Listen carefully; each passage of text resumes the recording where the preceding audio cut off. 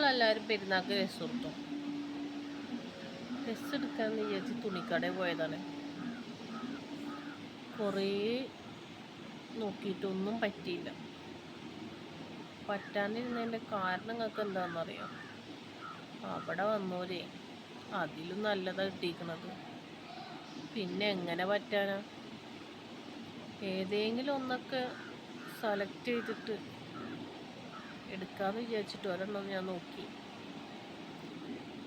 ഇഷ്ടമല്ല, ഇഷ്ടത്തോടെ ഒരെണ്ണം എടുത്തു. എന്തായാലും എടുക്കണ്ടേന്ന് വിചാരിച്ചിട്ട് ഇഷ്ടത്തോടെ ഒരെണ്ണം എടുത്തു. അത് നോക്കി നോക്കുമ്പോഴേ അതാണ് അതിലും വലിയ വിറ്റ്. എന്തായാലും ഇനിയിപ്പോൾ അടിക്കാനൊന്നും നേരമില്ലല്ലോ, ട്രൈ ചെയ്ത് നോക്കാം എന്നുള്ളൊരു മനസ്സിൽ ആഗ്രഹം കൊണ്ട് പോയി ഡ്രസ്സിംഗ് റൂമിൽ പോയി ട്രൈ ചെയ്ത് നോക്കാൻ പോയത്. അവിടെ പോയപ്പോഴല്ലേ അങ്ങോട്ട് എത്തിയില്ല ഡ്രസ്സിംഗ് റൂമിലേക്ക്. ആ വഴി പോകുമ്പോൾ ജസ്റ്റ് ഒന്ന് റോട്ടിലേക്ക് നോക്കിയതാണ്. ഞാനെടുത്ത അതേ ടോപ്പ് ഇട്ടിട്ടൊരു പെണ്ണ് റോട്ടിൽ കൂടെ അങ്ങോട്ടും ഇങ്ങോട്ടും പോകും. എൻ്റെ കണ്ണ് ഷോക്കടിച്ച മാതിരി.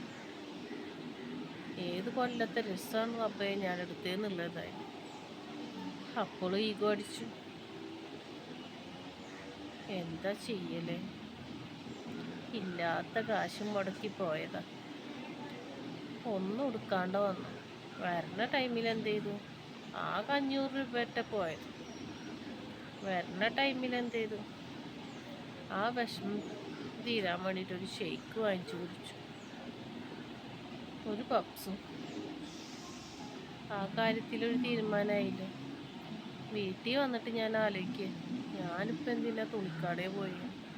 ഷെയ്ക്ക് കുടിക്കാനാണെങ്കിൽ ഒരു ബേക്കറി പോയാൽ മതിയായിരുന്നില്ല. എന്താ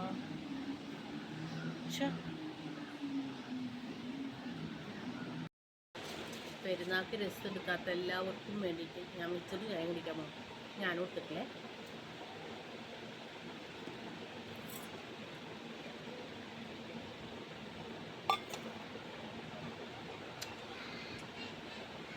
ആദ്യമായിട്ടേക്കും ഈ കളറ്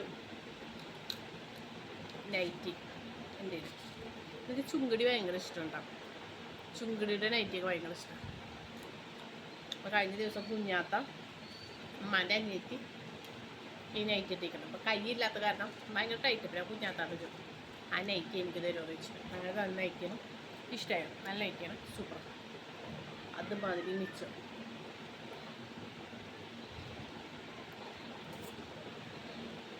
കട്ടൻ ചായ.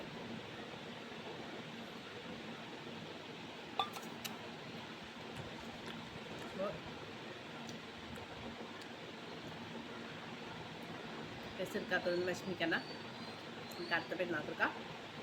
നമുക്ക് മിക്സറും ചായ കുടിക്കാം.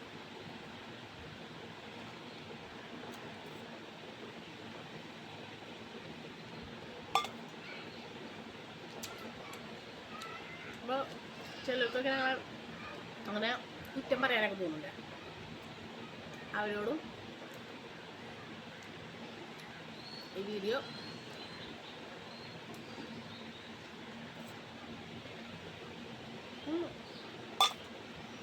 ഒരു നല്ലപോലെ അയച്ചു.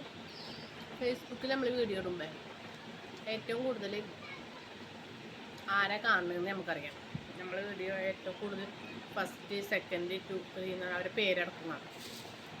അതേമാതിരി യൂട്യൂബിലുണ്ടെങ്കിൽ ഫസ്റ്റ് കാണുന്ന ആളെ ഞാൻ എന്നെ മെൻഷൻ ചെയ്തിട്ട് ഞാൻ എൻ്റെ യൂട്യൂബ് പോസ്റ്റിൽ ഇട്ടായിരുന്നു. കാരണം എനിക്കറിയാം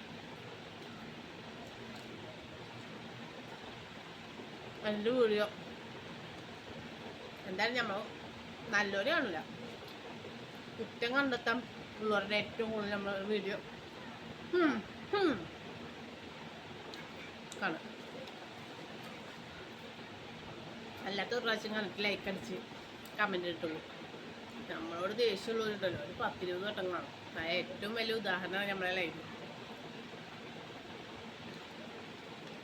അപ്പോൾ ഒക്കെ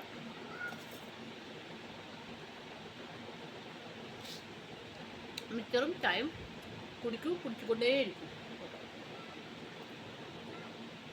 കുറ്റം നിങ്ങൾ പറഞ്ഞുകൊണ്ടേയിരിക്കും.